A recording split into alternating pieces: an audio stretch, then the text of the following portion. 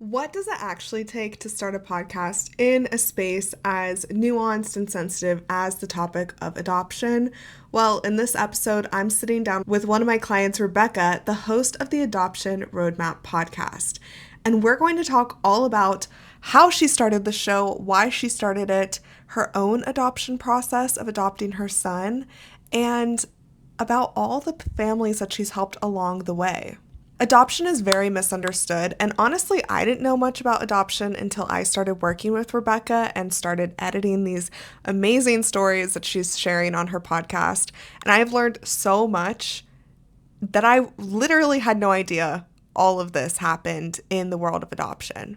So, if your industry is like that, this episode is going to be a really good one for you to listen to. Please enjoy this episode with Rebecca, the host of the Adoption Roadmap podcast. Welcome to the Podcast Cafe, where we're serving up everything you need to know about podcasting, from tips, stories, and strategies for podcasters from podcasters. I'm your host, Haley Hayhurst, the founder of Espresso Podcast Production, a full-service podcast agency helping business owners, creatives, and thought leaders launch and grow their shows. Whether you're just starting out or want to take your podcast to the next level, this is the place for you. Each week, we'll dive into practical tips, actionable strategies, and of course, stories from other podcasters so that you can build up a podcast that you love and that works for your business. So grab your coffee, get comfortable, and let's get started. Welcome to the Podcast Cafe. Hey, before we get started, are you tired of Googling, how do I grow my podcast? Or asking ChatGPT, what tool do I use for this? How do I edit this? Or how do I get more listeners? I've helped launch and grow over 300 podcasts, and here's what I know. You don't have to figure this all out alone. The Podcast Cafe community is a curated group of podcasters, just podcasters, where I bring in real experts to teach the stuff that actually grows a show, like the exact episode types that you need, or how to actually rank in the charts, and questions that everyone has, like, how do I monetize? Plus, you get access to a room of people who just get it. And not just get it, but have done it before. This room is going to be all different types of podcasters at all different levels, and I can't wait to see you in there. It's just $47 a month, and since it's curated, you'll need to apply. I review them in order, so the sooner you apply, the sooner you're in. Link is in the show notes, and I'll see you inside. And now let's get to the episode. Hey, Rebecca, welcome into the Podcast Cafe. I'm so excited to have you here today. I'm excited to be here. We're going to be talking all about the Adoption Roadmap podcast and how you got into this world of adoption. But before we get into that, we have to set the tone with what is your favorite go-to coffee order? Okay, so this is going to be really weird and probably off the beaten path, but lately I have this instant coffee that I love. It's actually an Israeli brand called Elite. And it's so expensive, but I've been drinking that with a little bit of cream in it, boiling water and pouring it in. So that's what I'm going to go with. Okay, I love that. I remember during the pandemic, there was that big phase of everyone doing the shaken coffee. Do you remember Oh, this? It really? was like with No, I didn't instant do that. coffee, and you would shake it and it'd become all foamy and really Oh, delish. It was like took over the internet during 2020, so you might have to try no. that out. And we're recording in the summer, so a lot of times I'll get a huge glass of ice and just do it Yeah, in there. totally. Yeah. Totally. Okay, I love that. I love that. So, like I said, we're here to talk about your podcast, the Adoption Roadmap podcast, which is such an interesting industry. So, we've been working together for a little bit now, and hmm before I started working on your show, I didn't know much about adoption and adoption stories. I have a few Do friends you that, now? yeah, I know a Okay, lot good. more. For And it's sure. like opened my eyes up to this whole world and all these Mm. stories, and it's really cool. So I want to hear your backstory of how you decided to start the podcast. I'll set the stage. Yeah. My sisters always say to me, Becca, you ask way too many questions. People don't want to answer all those questions. And I would say to them, then they won't Mm-hmm. if they don't. And so I laugh now, and I always joke with them that, see, I put all that question asking to good use. I was just supposed to be a podcaster this whole time. It's so funny. So I'm naturally curious, and I love talking to anyone and everyone, but I've always hated surface talk. I'm only interested in talking to people if I can get under the superficial layer. Other than that, I'm really not a great small talker. Yeah. So when you started your business, had you already adopted your son? Yes, And is that how you got into the world of adoption because you experienced it yourself? absolutely. And I went through a consultant. Mm. That's what I am today, an adoption consultant. And after I got through the adoption journey, the phase of bringing, from starting to bringing my baby home, I was in my early 40s, living in Chicago, single, and I kind of became this magnet, not just to other single people, but to people who were trying to adopt and also maybe going through infertility, which I had that story first, which led me to adopt. I always knew I wanted to be a mom. And people just started asking me because some people knew when I started and when it actually happened, which was pretty quick. And I was very clear on one thing, which was, if you are going to go down the adoption path, you cannot do it alone. And I'm very passionate about what I believe in, and I was very passionate about that piece of the journey. And I would look at the people in the eyes and say, if you do this, you have to work with my consultant because I'm not going to let you do it alone. And I'm also going to help you on the back end because I just went through it myself. So that's kind of where it started for me, is just helping people go through the process and giving my consultant a lot of money in the meantime. Yeah. Yeah. And so when did you then, how long between going through the process and starting your consultant business? How long was that time frame? 2 years. My son was 2 Okay. when I started officially, Yeah. and I started an LLC and I started charging for my services. He was 2 years old. I was in a job that I was miserable at. And I would work nights and weekends, maybe a lunch here and there. Nobody was, none the wiser. And it worked. Yeah. That's really cool. And then how long before you started the podcast? Oh, well, that came years later. Yeah. So I'm only 2 or 3 years in. Yeah. But then the next question should be, how long did you think about doing a podcast before you actually did the podcast? And I think I was scared of it for more years than I actually just did it. And mostly all the tech around it. Like, I had no problem sitting on a Zoom call and recording, but it was like, then what do I do with it? And how do I do all the other stuff? And there are a lot of steps to Yeah. a podcast. Is it hard? No, it's not hard. It's time consuming.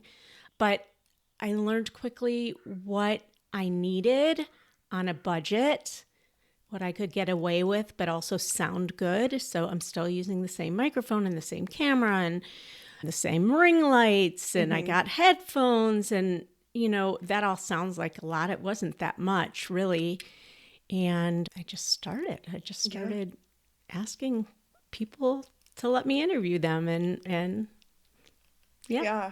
Yeah. What I really love about your show is, well, two things specifically. You always say that if someone wants just like the fluffy stories or not like the Mm. truth, they'll go listen to another podcast. So Yeah. yours is because having gone through the experience of adoption, you know what the parents need to hear. And the other thing is, you're not just telling stories, you're giving Yeah. real advice for the adoptive parents. So, Yeah. whether they work with you or not, they're learning from you and you're a part of their adoption story, which I think is so cool. It is really cool. And, that passion I was telling you about at the beginning, when I would tell my friends they can't do it alone, which is Hmm. still something I really believe in, I think that passion really comes through with everything I do. And I am not a fluffy person. I'm a tell it like it is person. I'm a tell the truth person. And it gets me in a lot of trouble sometimes because I don't always use the right words to tell people the things that I'm trying to convey. Number one, I think that makes for a fun podcast or live sometimes, not to be so polished. But also, I was very clear when I started podcasting that there were already plenty of podcasts and plenty of social media pages that told people stories. And those stories are really important. And they already existed. So I didn't want to be another one, another platform to tell a story. I think the stories come out naturally in the way I interview, but it was really important to me that people leave with tactical advice Yeah. that they could put to use or Yeah, practice. totally. And I think that, of course, makes people know that you're the go-to person in this space. If they really want to go through this process and Hmm. adopt a child, like they're not looking for just stories, Yeah. they're looking for that advice. Was there a specific thing that got you from the I want to start a podcast to actually launching it? Yeah, that's a good question. I think number one, I think I was getting embarrassed and sick of hearing me tell my team that, okay, this is a goal for this year and then not doing it. And this is a goal for this year and then Yeah. not doing it. First of all, I never shy away from a goal. If I have a goal and it's something I really want to do, and I really wanted to do it, I finally just said, okay, this is ridiculous. Practice what you preach, Yeah. which is progress, not perfection. And really, it only takes one, two, or three times before you're like, oh, I got this. You do have to have people to help you. I I guess you don't. I could have bootlegged it and did it Sure. all myself. I'm a little bit of a perfectionist, so I know even for the first episode, I wanted it at a certain caliber, So I do have a team. None of us knew how to do a podcast, but we figured it out. And Yeah. there's so many people online that you can follow, so many influencers. And that's what I did. I just started taking all these free courses, really, to learn. Hmm. I remember I took a free course online and it was extensive. I can't remember. I can't. Oh, I do know. Can I mention Yeah, of who? course, of I think course. it was Captivate. Oh yeah. Is that, yeah, and I think they might be based out of the UK. I'm not sure.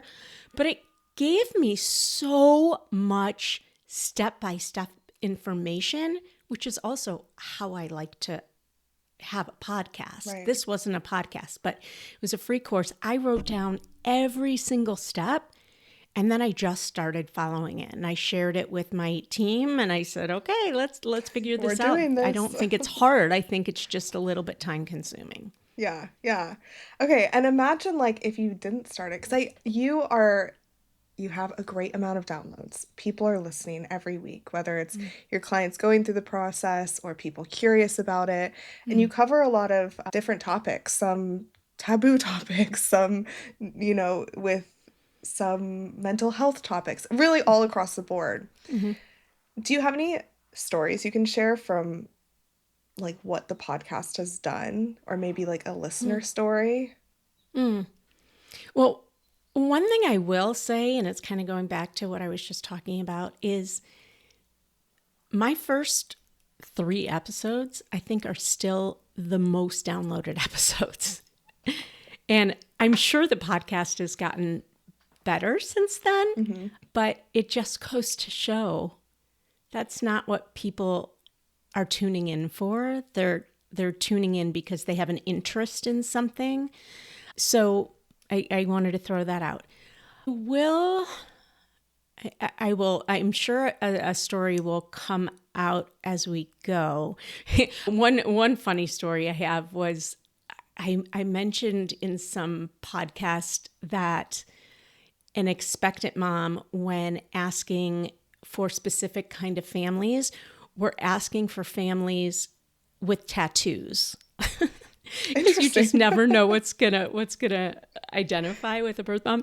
And so I remember one of my comments. I don't get a ton of comments on my podcast, but I did get one comment that said, "This really surprises me as somebody with a tattoo. I would have never thought that." Mm-hmm. But that speaks to exactly the type of detail that I'm trying to get across to people. And it's just that little teeny bit of information that I said caught their attention. So that comes up when you say that. But also in my conversations with clients and my conversations with people just inquiring about our services, a lot of times people will say, "I've listened to every one of your podcasts." And I think to myself, and this is the same with social media, really? Would you please just give me a thumbs up or a comment or tell me you're out there so I don't feel like I'm just speaking to the great abyss? Mm-hmm. So I think with podcasting, with social, and you can get data, obviously, but people are watching you and people are listening to you even when you don't think they are. And in my business, it's not a $27 product. We're talking thousands of dollars. If I can reach one person, either that becomes a client, which ultimately, I would love my podcast to do that, but also a client who's already a paying client that took something from it, that they learned how to be a better adoptive parent by listening to the podcast. I'm trying to do both. I'm really trying to reach people to make a difference and also to grow my business. Let's be real. Of course. So I want to be an authority and I want to show people that, build the trust factor. And I think it does that. It definitely does do that. I'm wondering too about the guests that you have on, because you have adoptees, like I said, people who are mental health therapists. You have a lot of different stories on there. Yeah. And I imagine they don't always get to tell their story, especially the adoptees or the adoptive parents. They don't always get to tell their story in a way that can help others. I'm sure, just like you, a bunch of people are asking them questions.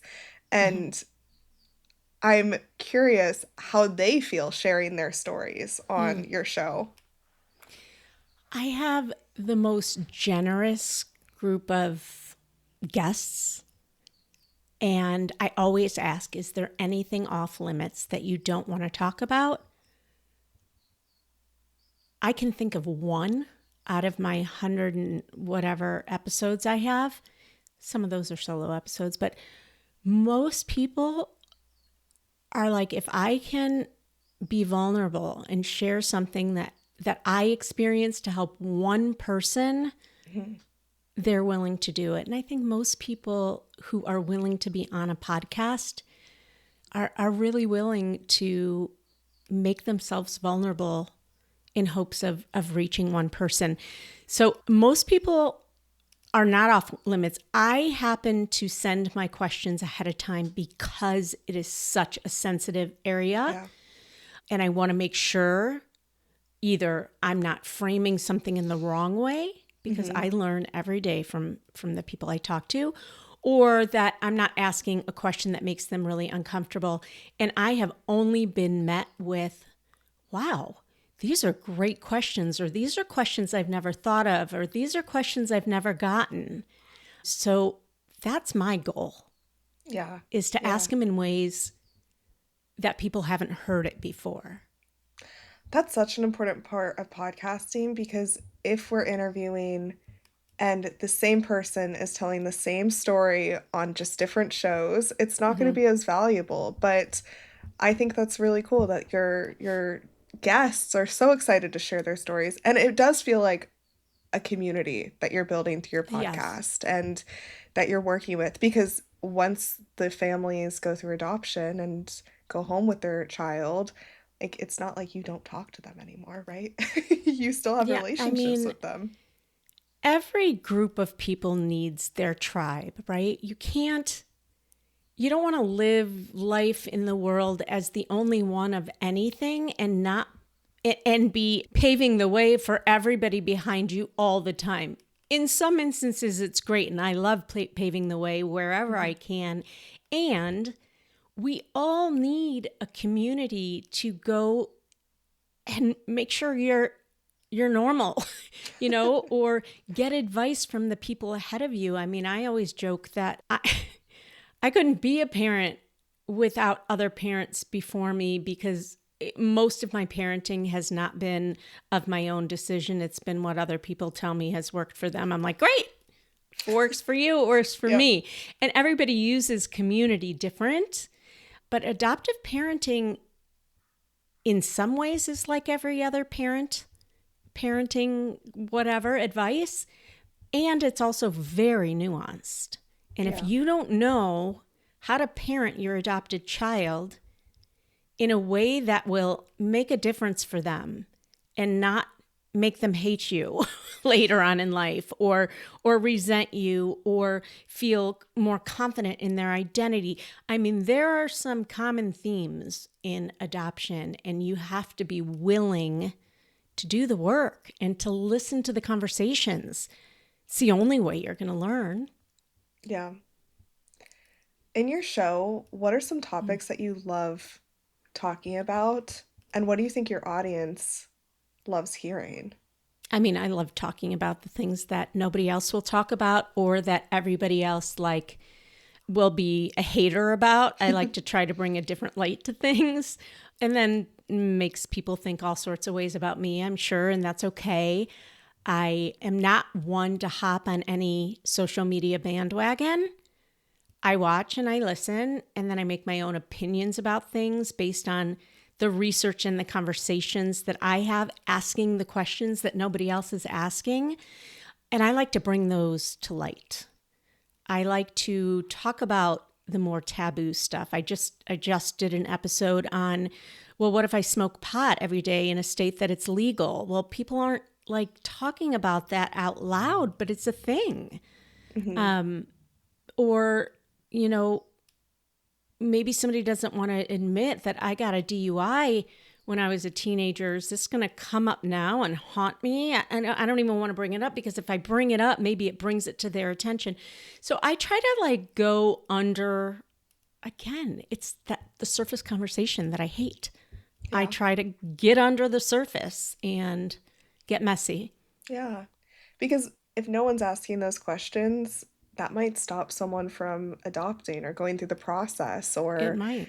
getting rejected or something if they're keeping those details to themselves. I thought that episode was really interesting and Yeah. insightful, because that's the truth of like the society that we're in now. That's Yeah.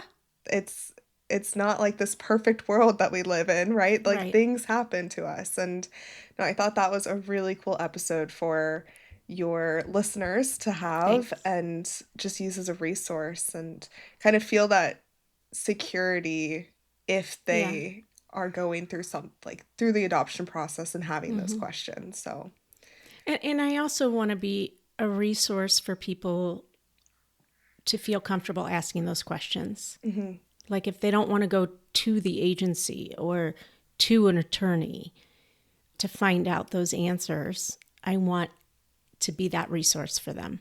Yeah. If you can think of it, what do you think is like the most surprising thing you've learned from your podcast? But one thing, it doesn't have to do with the guest, Mhm. is that I think I'm good at it. You are. And I really like doing it. Does that surprise me? A little bit. A little bit. I don't know. Another thing that surprises me is how difficult it is to reach an audience. Mm-hmm. That's the most difficult part about a podcast is getting people to listen, right? Every interview I have with a guest, I leave going, oh my God, that was my favorite conversation. And then the next one, I feel the same way. So yeah, do I say that all the time? I do, but it's true. They just I just am so amazed at how raw and honest people are. Yeah.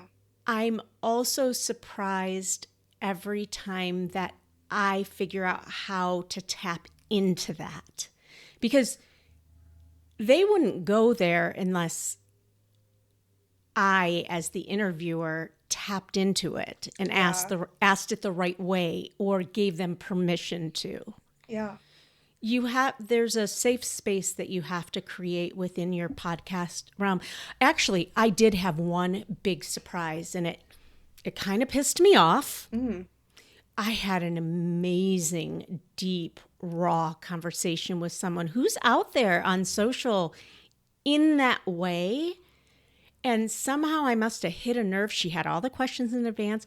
We connected. We had this amazing conversation, only to have her say afterwards, "Yeah, I don't want that to air. Please don't air it." And I was like, "What? You Oh my already signed the gosh. release. Right. I just spent all this time prepping." Yeah. And she's like, "Please delete it." I'm like, "Well, can I come back to you later? Maybe." "No." Wow. Oh, Interesting. okay. I don't know. It's Have you ever had that happen? not in my podcast, but I work with a client who is a memoirist and she interviews people about their Hmm. memoirs and they're like putting it all out on the page and then she'll ask them questions about it and they're like, Hmm. I don't want to talk about that. She's like, you wrote about this, like it's out there. And so same thing. It's Yeah. interesting when guests will do that and Hmm. it's it's like I would love to know their thought process of that too, you know? I mean, So, it's fear, right? It's fear yeah. of being seen Hmm. and what that would mean to them.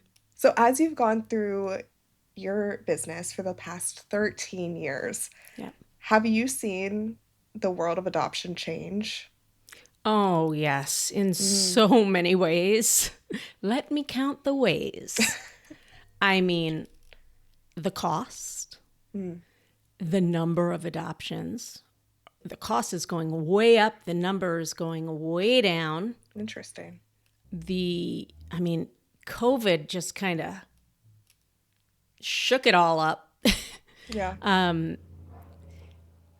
Single women used to have it's just so much. It's so much. Women used to adopt a lot quicker. Everything used to happen a lot quicker because there were so many adoptions Mm. happening. Also, just in my world as a consultant, I for the longest time was one of like five in the United States, and now there's like 17 of us. Mm. So that changed. People understand what a consultant is more and more. It isn't more agencies lean on consultants and see us as a resource, whereas they didn't before. So that conversation has changed. Laws have changed around the country. Just a lot has changed.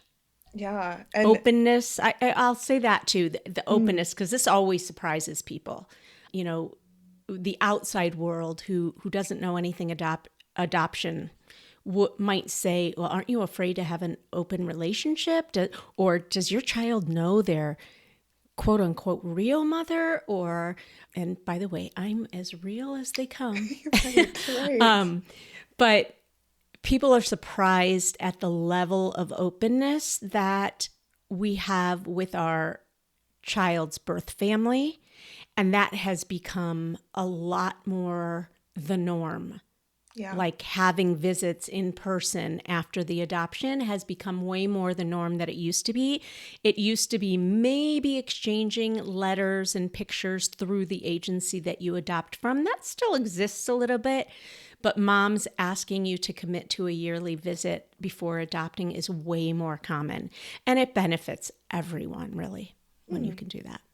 Oh, that's so interesting. Yeah. That's really cool. And, It's those are things I wouldn't awesome. know unless I was listening to your podcast or going through the experience Yeah. myself. And so, as you think about the future of the Adoption Roadmap hmm podcast, do you envision topics changing or guests changing with the changing industry that you're in? Or do you Hmm. think some things always remain the same?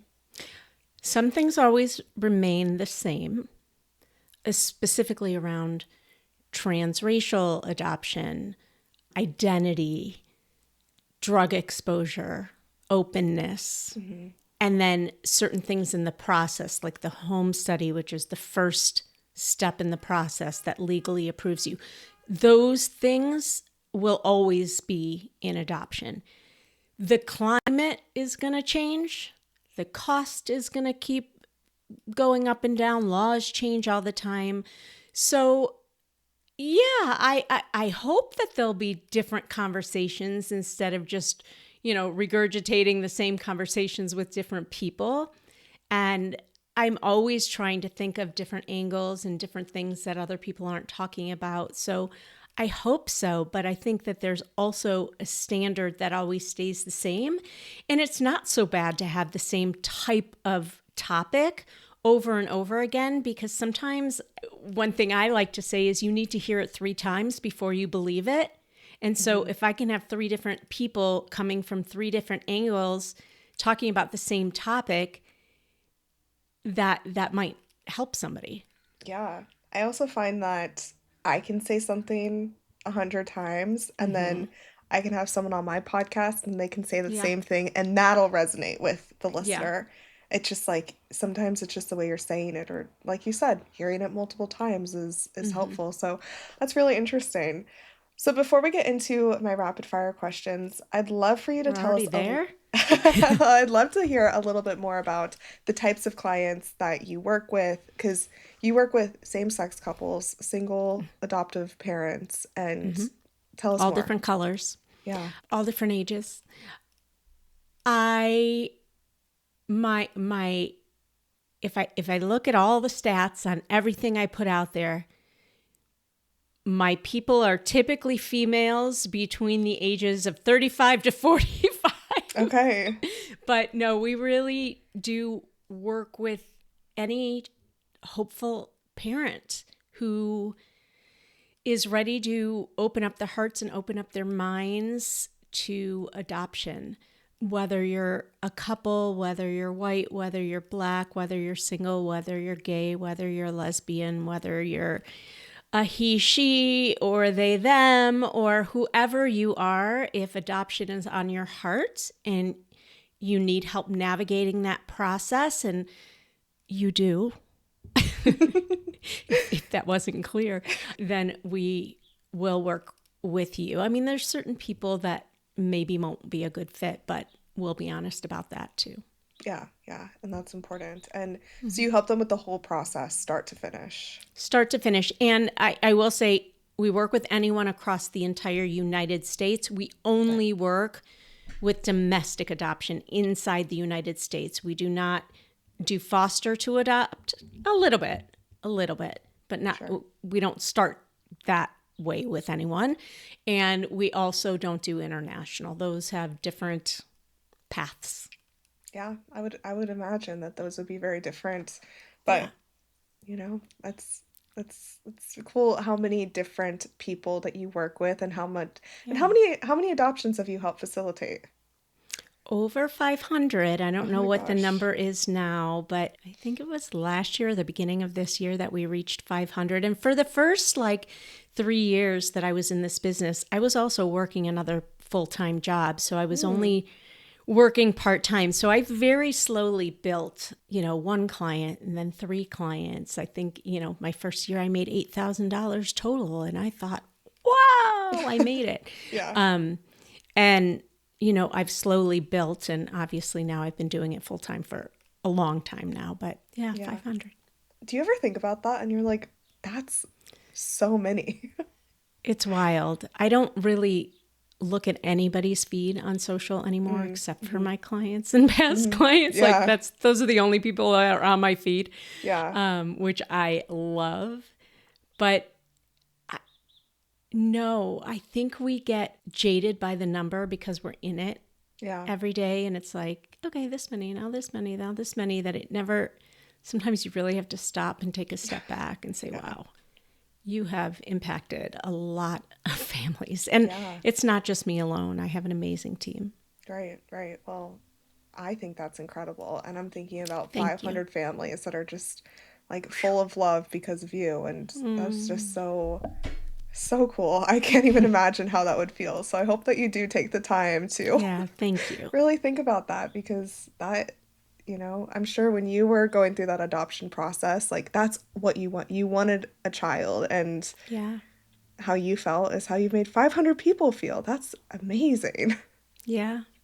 And I'll So never cool. forget my consultant who helped me. Yeah. Yeah. Are they still working? She just retired, Oh, cool. Okay. but the company still exists. Nice. And then you have a sister company, Our Chosen Child. Do you want to Yes, touch on thank that a you. little bit? Sure. So, RG Adoption Consulting, we help families navigate the whole process of adoption. One of the steps in our adoption roadmap, which is the model that I use for everything, and it's the name of the podcast and the name of my book and all of that. One of the steps in the adoption roadmap is to develop your adoption profile or your storybook. It's the storybook that tells an expectant parent who's choosing who she wants to parent about you. So, you can imagine it like Shutterfly. So that's what. So Our Chosen Child is kind of the marketing arm of adoption. We work with families to create their profile. We work with agencies to put their families on their website. We help put together videos. So anything that can help market the agency and the families is what that company does. Very cool. Yeah, I wanted you to share about both of those, just because Thank you. people can now see how intertwined the businesses, the sister business, and the podcast, they're all working Yes. towards the same mission. Whenever I work with clients or someone reaches out to me and they're like, the podcast is not working for me, things are not like it's because it doesn't have that intertwined feeling or that. And so that's what you have. And so I think it's cool for someone to see the whole picture of the business and how the podcast just like perfectly fits in. Thank you. I just don't have the t-shirt yet. That'll be next. To go, the merch. Yes. That's what they call it now. The merch. Cool. So I have some rapid fire questions for you. I've been loving this conversation so far. My first one is, where do you listen to your podcasts? In my car and in the shower mostly. Okay. Yeah. I'm a big car listener too. Yeah. So when you're listening to podcasts, do you have any pet peeves? Yeah. When I have to turn the volume up and then I have to turn the volume down and then I have to turn the volume up. And I also don't like really long commercial breaks or intros of commercials before I actually get to the episode. I agree with you. I'm good with commercial breaks, but like if it's longer than a few minutes, like, oh my goodness. Oh, and I've been known to go check out the places, that my favorite podcasters, and I do love really good music, and I love when I get to know the music, because I'm like, I can hum some of, like some are in my head right now. Okay, so my next question is, what are some podcasts that you recommend? Okay, lately I'm all about the AI, so I've been listening to a lot of AI Social Media Examiner, and they have an AI version, and I think there's one called AI Queens. And I'm going to talk kind of outside of my own industry. I'll give a shout out to my friend and somebody who was on the podcast, Michelle Madrid. She has one called Most Myself, and she's just a beautiful soul, and I love that one. Very cool. Very cool. You reminded me of a question that I haven't asked anyone in so long, but I want to ask you. Okay. This used to be part of my rapid fire questions, and I don't know why I stopped asking it. But if you were to have a podcast not in your niche, what would it Oh, be about? gosh. Single parenting Mm, or just going through life without a partner. mm, It could be about finances, hmm. trying trying to Yes. trying to figure all that out. I don't know. There's so much. Like, Yeah. I guess it could be called Life, Not What I Ever Imagined. There we go. Ooh, There that we would go. be I good. like I'll it. bet you a lot of people could relate to that. Oh, for sure. You would have a lot of cool guests on there too, I'm sure. Yeah. Okay, I like it. I like it. Okay, two last questions for you. What is one thing you wish more people knew about podcasting? Hmm.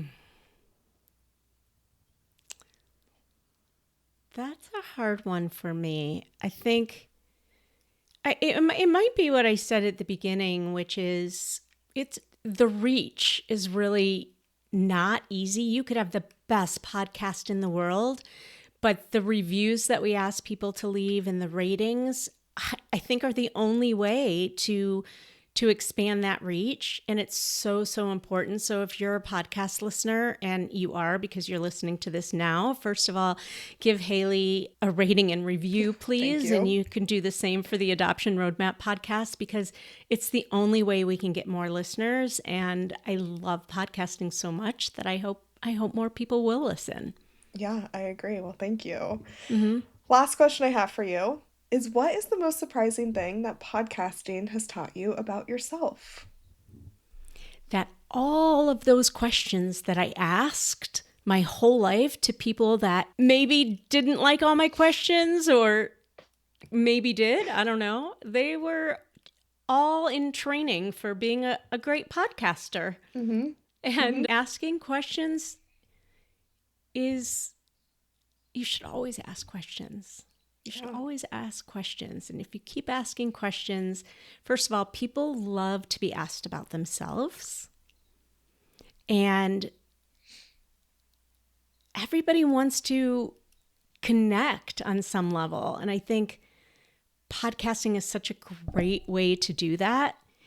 And finally, the things that I love so much, which is connecting others, learning more about people's stories, and just learning. I'm an avid learner of just life, and I can learn from people so much as a podcaster, and I've loved that piece of it too.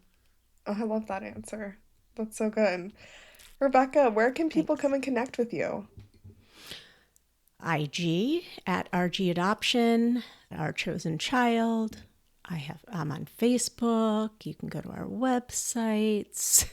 Okay, You can listen perfect. to the podcast. Yes, definitely that.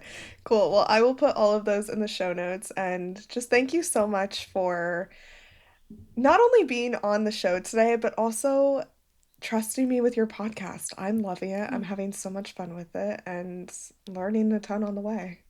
And I love having you on my team. You make things a lot easier. So thank you. That is my number one goal. Yeah, there you go. Thank you. Thank you so much for joining me in the Podcast Cafe. I hope you're leaving with fresh ideas and inspiration to take your podcast to the next level. Remember, podcasting is a journey and you don't have to do it alone. I'm here to help you every step of the way. Let's connect. Be sure you follow me on Instagram at Espresso Podcast Production or visit espressopodcastproduction.com for more tips, resources, and behind the scenes insights. I'd love to hear about your podcasting journey.